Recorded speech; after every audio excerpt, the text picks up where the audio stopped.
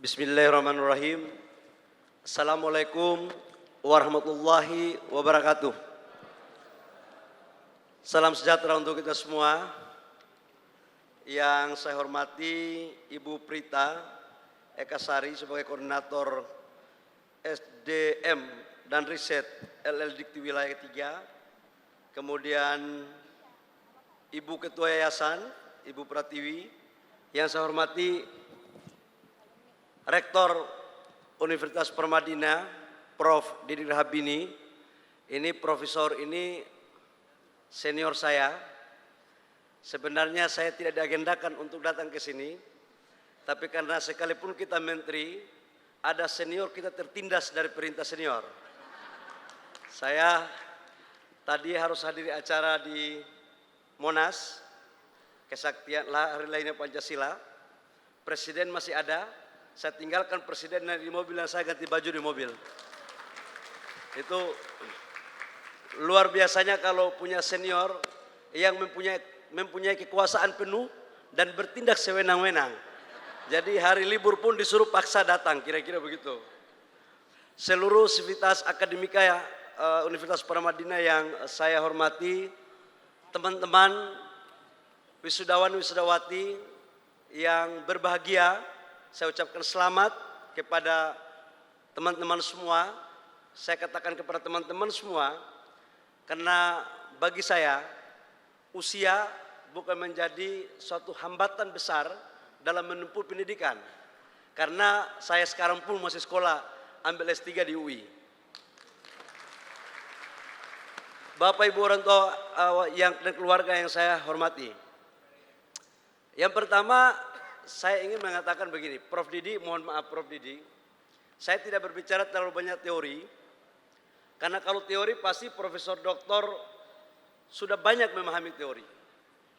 Tapi saya sedikit memberikan suatu pandangan-pandangan yang terjadi di lapangan dalam kehidupan kita.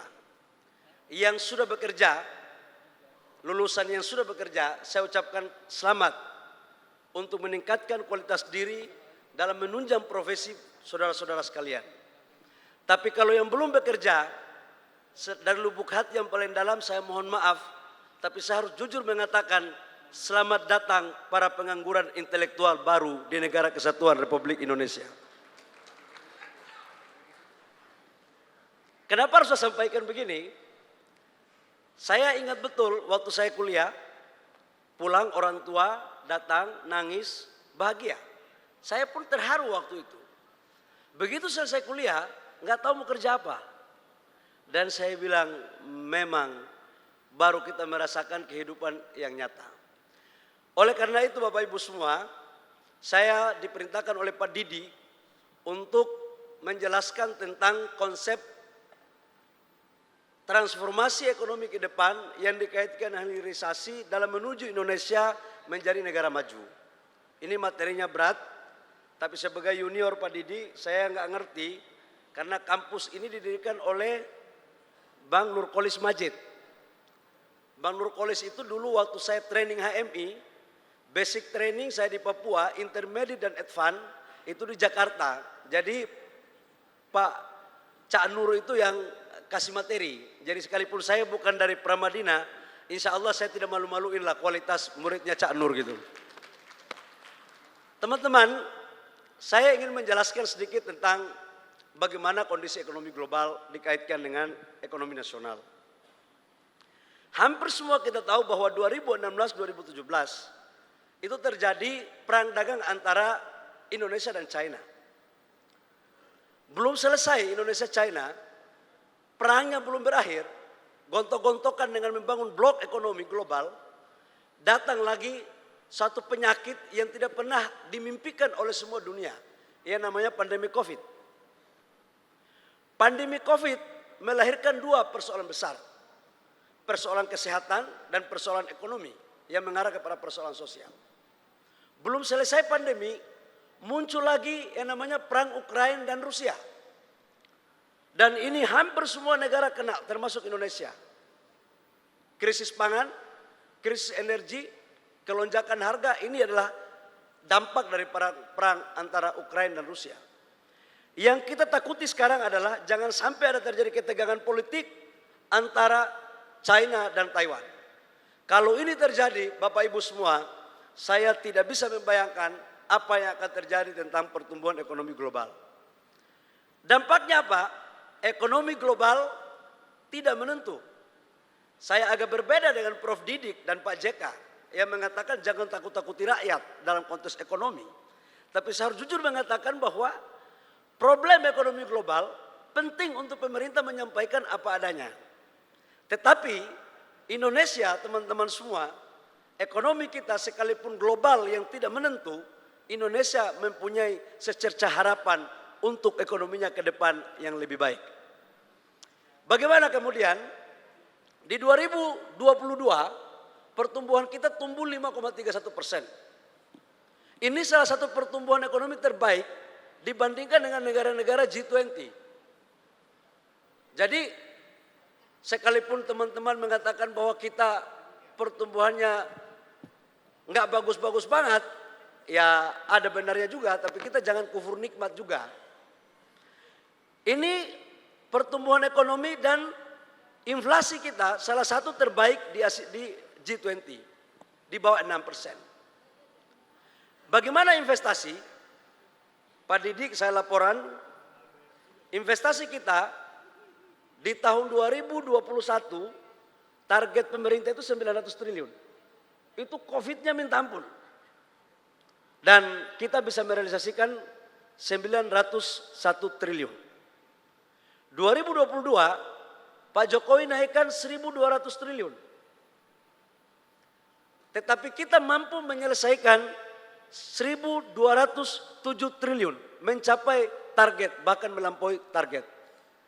Yang menariknya adalah komposisi daripada investasi tersebut, FDI kita 53,4% dan PMDN itu kurang lebih sekitar 46 sampai 47%.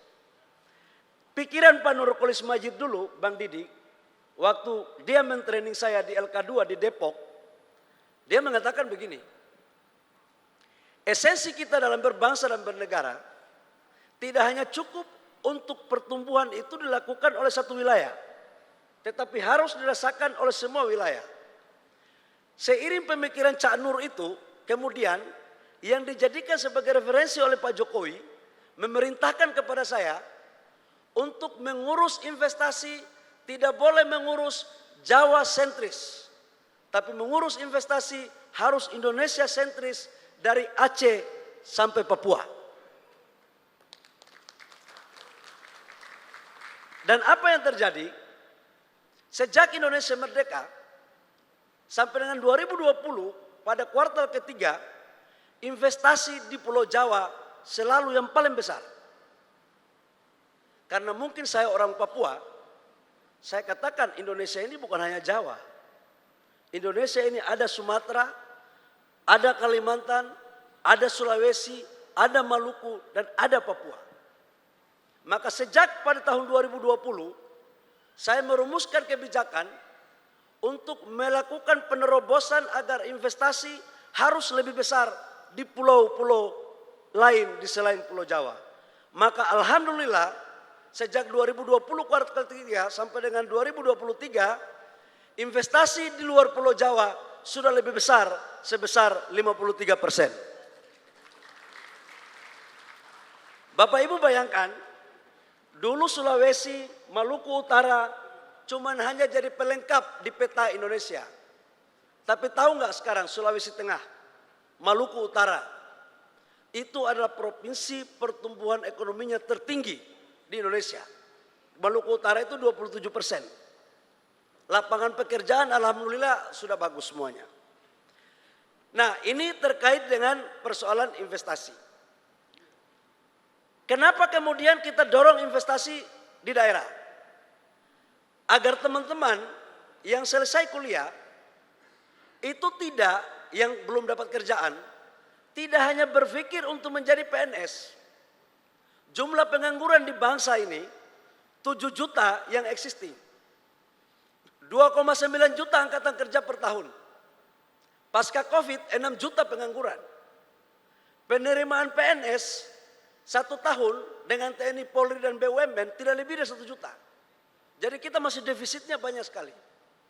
Nah, kalau kita harap semua lulusan perguruan tinggi, kemudian SMK dari Aceh sampai Papua untuk jadi PNS, maka saya bisa memastikan bahwa kampus kita akan menjadi pabrik pengangguran intelektual.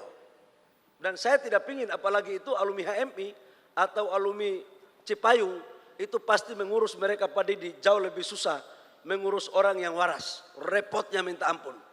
Itu seperti forum apa namanya? Seperti tagline Perum Penggadean, menyelesaikan masalah tanpa masalah. Wah, itu dibuat 1 soal jawabannya 70 soal. Itu kira-kira. Nah, maka kemudian hilirisasi kita bangun. Bapak Ibu semua, hilirisasi kita bangun supaya apa? Pertumbuhan ekonominya itu di daerah.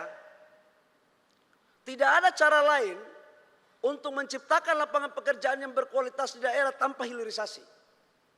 Dan konsep hilirisasi ini, ketua timnya untuk kami minta tolong adalah Rektor Universitas Paramadina. Jadi saya sampaikan ini sebenarnya pikiran Paramadina udah merusak otak saya ini sebenarnya. Sekalipun saya bukan tamatan Paramadina, tapi otak saya ini dirusak sama Pak Rektor. Apa yang saya mau sampaikan datanya? Tidak ada negara di dunia yang mempunyai sumber daya alam bagus tanpa melakukan hilirisasi, kemudian dia menjadi negara maju. Tidak ada.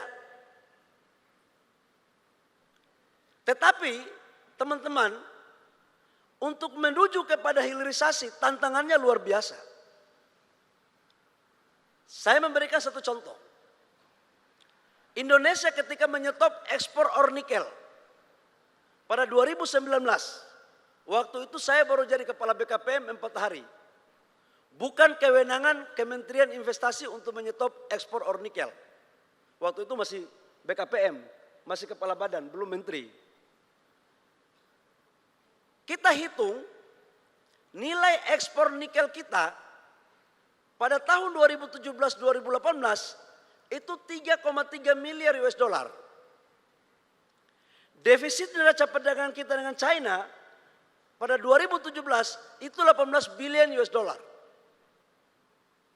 Begitu kita menyetop nikel, kita bangun smelter, kita bangun hilirisasi supaya investasi masuk ke Maluku, masuk ke Sulawesi, masuk ke Kalimantan, maka total ekspor kita pada satu komoditas nikel lewat hilirisasi di tahun 2022 itu mencapai hampir 30 miliar US dollar. Lompat 10 kali lipat dari sebelum kita hilirisasi. Ini contoh, tapi ini setannya paling banyak sekali. Ini luar biasa. Waktu kami menyetop ekspor ore nikel, saya didemo 1,5 bulan oleh teman-teman saya sendiri. Dan pada saat itu saya kebetulan dulu pengusaha.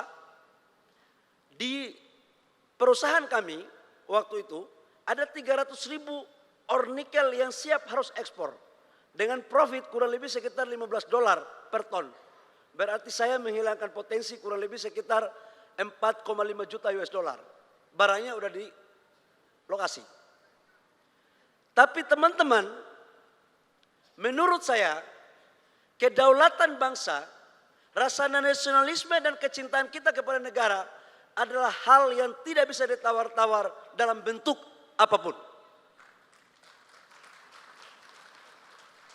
Kita menyetop ekspor itu. Saya di demo, biar aja orang demo saya. Masa mantan tukang demo di demo kan kira-kira begitu. Nggak ada masalah. Dan sekarang untuk nikel kita dibawa ke WTO. Saya salah satu tim yang kita memperjuangkan. Tahap pertama kita kalah di WTO. Bapak Presiden Jokowi, saya tanya, Pak, apakah kita mundur atau maju terus? Kata Bapak Presiden Jokowi mengatakan, Mas Bahlil, negara kita ini bukan lagi negara penjajah. Dan negara kita ini sudah merdeka. Nggak boleh satu bangsa manapun yang mengintervensi kita. Saya bilang, Pak, terus apa yang kita harus lakukan? Kata Bapak Presiden, lawan naik banding. Dan kita lawan terus. Dan kita lawan terus. Kita tidak mundur sedikit pun, Bapak Ibu semua. Dan untuk nikel, sekarang kita lagi membangun ekosistem baterai mobil. Di 2030, Eropa akan memakai mobil 70% mobil listrik. Di hampir semua dunia, termasuk Indonesia. Dan 40% mobil listrik itu komponennya adalah baterai. Dan baterai itu bahan bakunya adalah nikel, mangan, kobalt, dan litium. Kita punya 25% cadangan nikel dunia yang ada di Indonesia. Kita punya mangan, kita punya kobalt. Yang enggak kita punya adalah litium. Nah, Bapak Ibu semua, Indonesia ke depan akan menjadi negara produsen terbesar untuk bahan baku baterai mobil. Ini yang sedang kita lakukan sekarang ini. Dan ini bukan hanya cerita omong kosong belaka. Investasinya sudah masuk untuk LG dari Korea itu sebesar 9,8 miliar US dollar. Tahun depan sudah produksi Bang Didi di Karawang. Kemudian CATL dari China.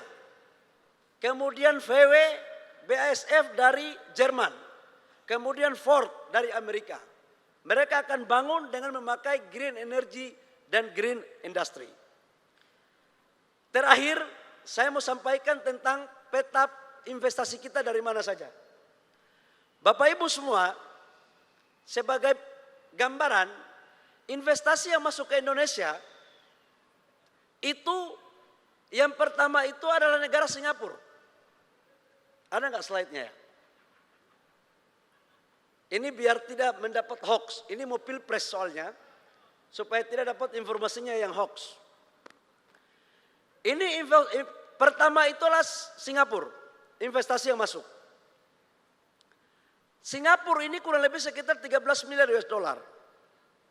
Tetapi jangan teman-teman menganggap ini uangnya Singapura semua. Ini adalah uangnya sebagian orang Indonesia. Dan Singapura itu dijadikan sebagai hub. Ini datanya. Yang kedua itu China.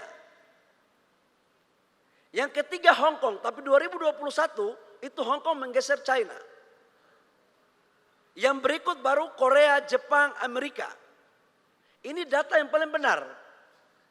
Jadi kalau Indef mau butuh data tentang ini, nanti saya kasih.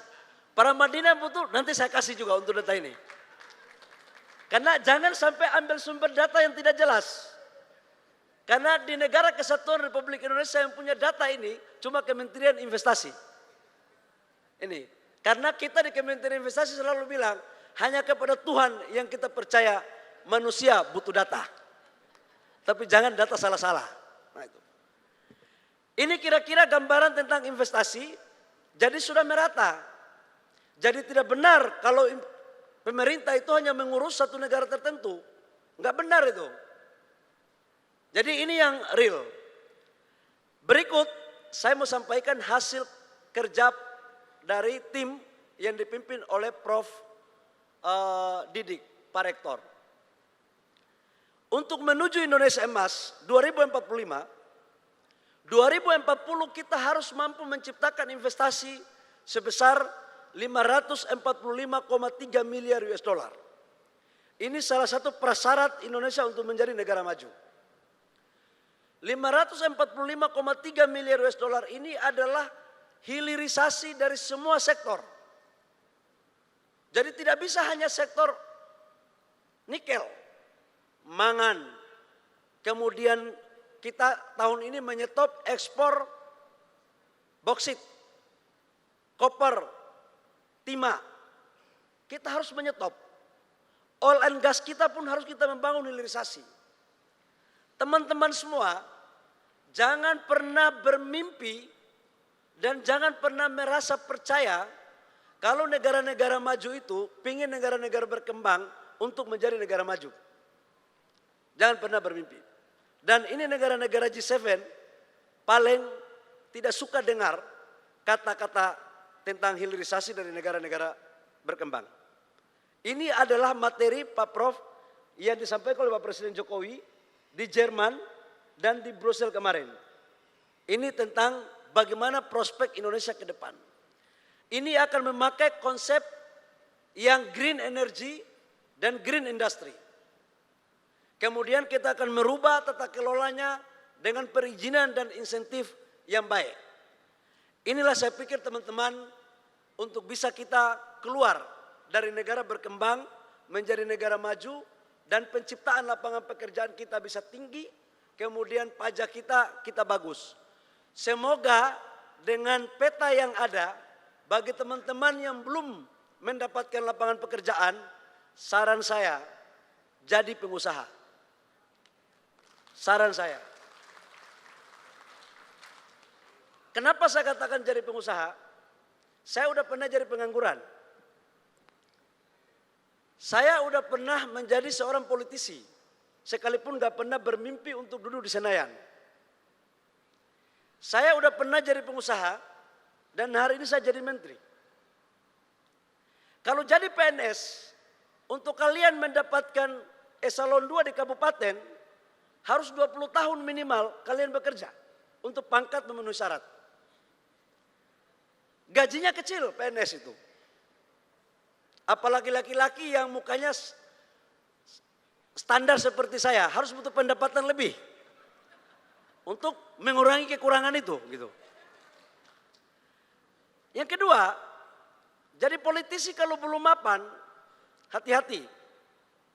Karena demokrasi yang dibangun ini biayanya tinggi sekali. Antara dua, kita menjadi karyawan politik atau menjadi follower politik. Karena kita harus kuat ekonomi dulu. Mau jadi menteri, kalau belum kuat ekonomi, hati-hati rayuannya tinggi. Bisa bahaya. Tapi kalau jadi pengusaha, teman-teman yang belum bekerja nih. Nah seperti saya ini. Alhamdulillah dikasih Allah rezeki. Ya jadi aktivis. Berteman banyak orang. Ngomong semaunya. Karena tidak ada bos saya. Dalam dunia usaha saya sendiri bosnya. Kalau di kementerian bos saya cuma Jokowi. Yang lainnya teman diskusi dan teman kita bekerja. Dan jadi orang independen itulah orang yang berdaulat. Ini saya sampaikan, pengusaha itu mau tidur jam berapa, mau bangun jam berapa, nggak ada yang suruh-suruh. Kalau jadi menteri, bangun pagi sudah diatur, jam sekian Pak harus bangun. Malam jam sekian, belum bangun tamu sudah ada di depan. Jadi jadilah orang yang berdaulat untuk menjadi bagian kontribusi kita kepada rakyat, bangsa, dan negara. Saya pikir demikian. Terima kasih Pak Prof Didik. Sehingga tidak mengecewakan Prof sebagai murid. Karena saya selalu diintimidasi dulu sebelum jadi menteri. Kapan lagi kita ceramah di depan rektor kalau tidak hari ini. Terima kasih, kurang lebihnya mohon maaf. Wabillahi taufiq wal hidayah. Wassalamualaikum warahmatullahi wabarakatuh. Shalom dan salam sejahtera untuk kita semua.